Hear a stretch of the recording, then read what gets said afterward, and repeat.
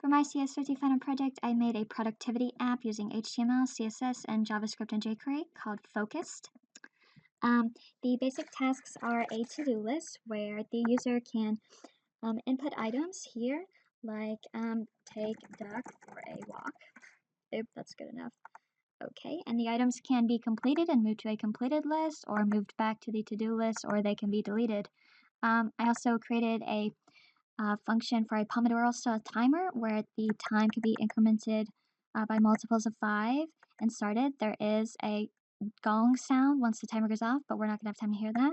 And the other functionality is a shopping list, very similar to the to-do list. So we could say raisins, and same functionality as before. We can delete or add it to the already bought list. For moving between the sections and showing and not showing buttons, I use jQuery to target various elements and either show or hide them.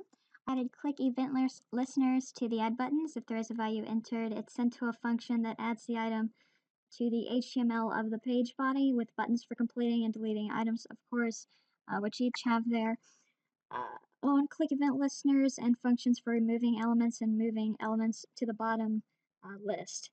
For the timer app, I have a function for both session and break time with a counter variable set to JavaScript's built-in set interval method, and I have variables for session time and break time taken from the numbers the user selects.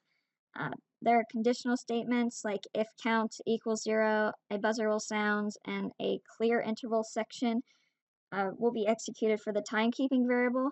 And if the session time is ended, the break time will start, setting the interval for the break function, which is identical to the session function.